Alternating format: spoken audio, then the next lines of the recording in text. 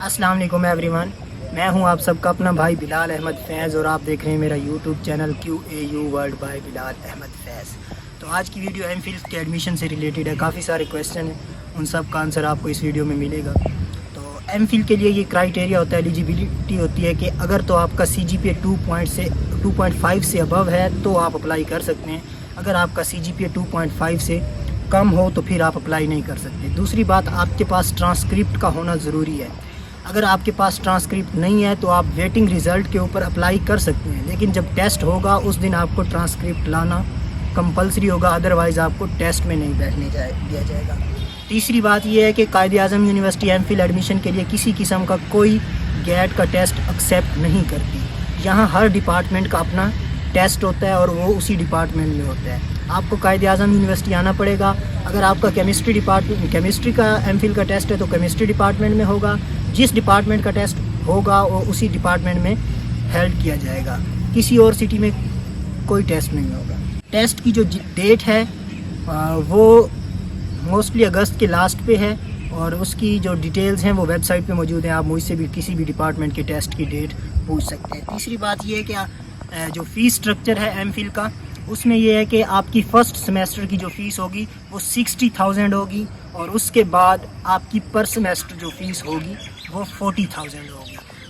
M Phil regular based ہوتا ہے، کوئی سیلف نہیں ہوتا سوائے ایک سائیکالوجی ڈپارٹمنٹ۔ ٹیسٹ پاس کرنا بڑا ضروری ہوتا ہے، اور ٹیسٹ کا پاسنگ کرائٹیریا ہوتا ہے وہ 50% ہوتا ہے۔ اگر آپ کا 4/4 CGPA ہے اور پھر آپ کا ٹیسٹ فیل ہو جاتا ہے تو پھر آپ ایڈمیشن نہیں لے سکتے، اس لیے ٹیسٹ پاس کرنا کمپلسری ہوتا ہے۔ اور جو ٹیسٹ کی بیس ہے وہ MCQs بیسڈ ٹیسٹ ہوگا، اور اس میں اگر شارٹ کویسچن آتے بھی ہیں تو موسٹلی 5 to 10 مارکس سبجیکٹیو، اس سے زیادہ نہیں آتا ہوتا۔ کوئی ڈیفائنڈ سلیبس نہیں ہوتا، جو آپ نے بیچلر میں اسٹڈی کیا ہے اسی پہ فوکس کریں، خاص طور پر جب آپ اسپیشلائزیشن میں جا رہے ہیں تو اس اسپیشلائزیشن کا جو پورشن آپ نے بیچلر میں اسٹڈی کیا ہے اس کو خاص طور پہ فوکس کریں۔ اس کے بعد ایگریگیٹ فارمولا ہے۔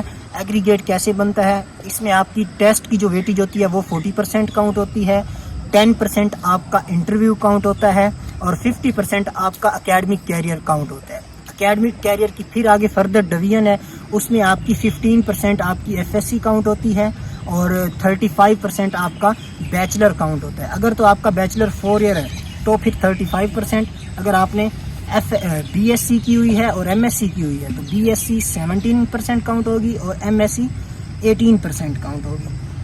سیٹس کا کنفرم نہیں ہوتا، آلموسٹ 20 to 25 سیٹس ہوتی ہیں ہر ڈپارٹمنٹ کے اندر، کسی میں 30 بھی ہو سکتی ہیں، وہ ڈیپینڈ کرتا ہے کہ پروفیسر کتنے اسٹوڈنٹس کو سلیکٹ کرتا ہے۔ جو میرٹ لسٹیں ہوتی ہیں وہ 1 سے 2 ہفتے کے بعد لگ جاتی ہیں۔ ایم فل کے لیے آپ ایک چلان کے ساتھ ایک ڈپارٹمنٹ میں اپلائی کر سکتے ہیں، جیسا کہ BS میں ہوتا ہے کہ ایک چلان کے ساتھ آپ 3 ڈپارٹمنٹ میں اپلائی کر سکتے ہیں۔ ایم فل میں ایسا نہیں ہوتا، اگر آپ نے 3 ڈپارٹمنٹ میں اپلائی کرنا ہے تو پھر آپ کو 3 سیپریٹ چلان پے کرنا ہوں گے، اور اگر ان ڈپارٹمنٹ کی ٹیسٹ ڈیٹ آپس میں کلیش کر رہی ہے تو پھر یونیورسٹی اس چیز کی رسپانسیبل نہیں ہوگی، پھر جو آپ کی مرضی ہوگی کہ آپ کون سا ٹیسٹ اسکپ کرتے ہیں۔ ایم فل میں ایڈمیشن 2 دفعہ اوپن ہوتے ہیں 1 سال کے اندر، اور اسکالرشپ کی جہاں تک بات ہے تو اسکالرشپ میں BS کی نسبت ایم فل میں کم ہوتے ہیں، لیکن 2 سے 3 اسکالرشپ ہوتے ہیں، اور اس کے لیے یہ شرط لازمی ہے کہ آپ کے پیرنٹ کی گورنمنٹ جاب نہ ہو۔ اگر آپ کے پیرنٹ کی گورنمنٹ جاب ہے تو پھر آپ کسی بھی اسکالرشپ کے لیے اپلائی نہیں کر سکتے۔ بلال احمد فیض کو دعاؤں میں یاد رکھیے گا۔ اللہ حافظ۔